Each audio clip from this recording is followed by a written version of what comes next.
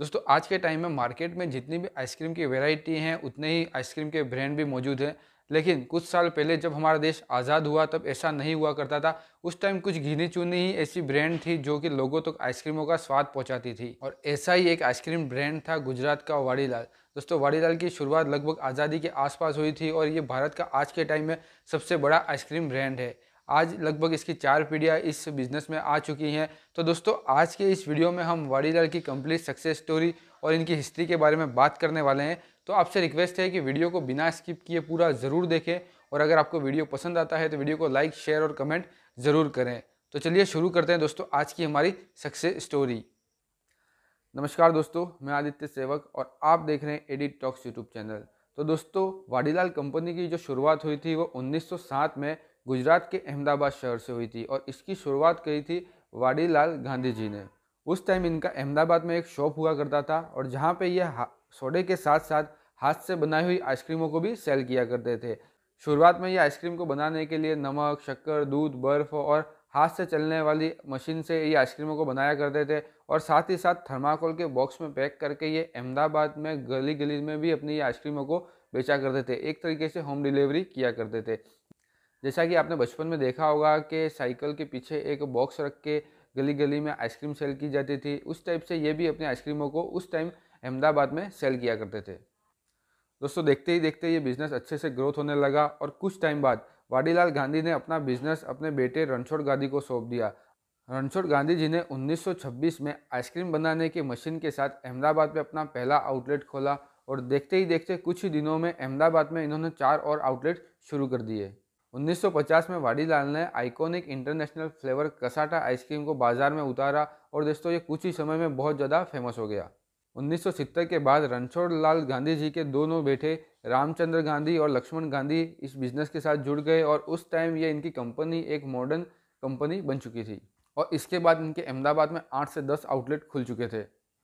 दोस्तों अहमदाबाद और गुजरात में एक अच्छी सक्सेस मिलने के बाद इन्होंने अपने आउटलेट्स को, अपने बिजनेस को अलग अलग स्टेट में और अलग अलग सिटियों में खोलने के बारे में सोचा, और 1985 में इन्होंने ये काम स्टार्ट किया और देश के कई अलग अलग स्टेट में, कई अलग अलग सिटियों में अपने आउटलेट खोलने स्टार्ट किए, और यहाँ से उनको एक बहुत ही अच्छा रिस्पॉन्स मिला, और यहाँ से ये कंपनी एक इंटरनेशनल और बहुत बड़ी कंपनी बनती चली गई। दोस्तों साल 1991 में वाड़ीलाल कंपनी ने आइसक्रीम से थोड़ा हटकर प्रोसेस्ड फूड के क्षेत्र में अपना पहला कदम रखा, और इन्होंने मार्केट में अपना क्विक ट्रीट लॉन्च किया। दोस्तों प्रोसेस फूड के क्षेत्र में आइसक्रीम के साथ साथ वाड़ीलाल ने फ्रोजन स्प्राउट, सब्जियां, फ्रूट पल्स, मिठाइयों के साथ साथ भारतीय व्यंजनों की रेडी टू कुक की गई वेराइटियों को शामिल किया है, और लोगों ने मार्केट में इसे बहुत ज़्यादा पसंद किया है। 1995 में वाड़ीलाल फ्रोजन सब्जियों को अमेरिका बाजार तक पहुंचाने वाला पहला भारतीय ब्रांड बना। दोस्तों वाड़ीलाल कंपनी के प्रोसेस फूड को विदेशों में बहुत ज़्यादा पसंद किया जाता है, और विदेशों में इसकी बहुत ज़्यादा डिमांड है। और साथ ही साथ दोस्तों वाड़ीलाल कंपनी अमेरिका में सबसे ज़्यादा बिकने वाली इंडियन आइसक्रीम ब्रांड है, और आज देखा जाए तो वाड़ीलाल कंपनी अपने 200 से भी ज़्यादा प्रोडक्ट्स लगभग 45 से भी ज़्यादा देशों में सेल करती है, और ये साथ ही साथ इंडिया का एक सबसे बड़ा आइसक्रीम ब्रांड भी बना हुआ है।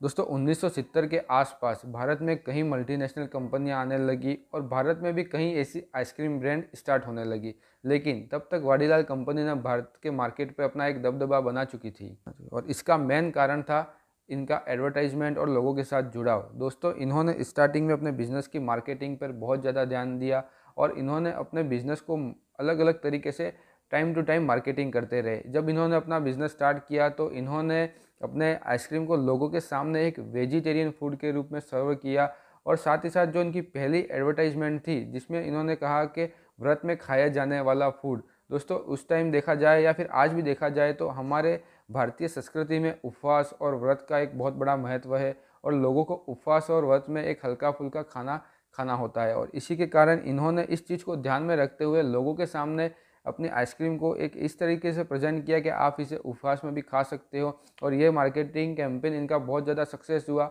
और यहीं से वाड़ीलाल कंपनी इंडिया में बहुत ज़्यादा फेमस हो गई। हाल ही में कंपनी ने अपना नया कैंपेन हर दिल बोले वाह वाड़ीलाल लॉन्च किया है। तो दोस्तों ये कहना गलत नहीं होगा कि वाड़ीलाल कंपनी ने मार्केट में अपनी ब्रांड को बनाए रखने के लिए, ब्रांड वैल्यू को बनाए रखने के लिए समय के साथ साथ जो भी अपडेशन करना पड़ता है वो अपडेशन किया, अलग अलग फ्लेवर्स लाए, मार्केटिंग पे बहुत अच्छी तरीके से ध्यान दिया, एडवर्टाइज भी प्रॉपर तरीके से की, और इसी के कारण आज इंडिया का ये सबसे बड़ा आइसक्रीम ब्रांड बना हुआ है। और न केवल इंडिया बल्कि इंडिया के बाहर भी कई देशों में लोग इसे बहुत ज़्यादा पसंद करते हैं।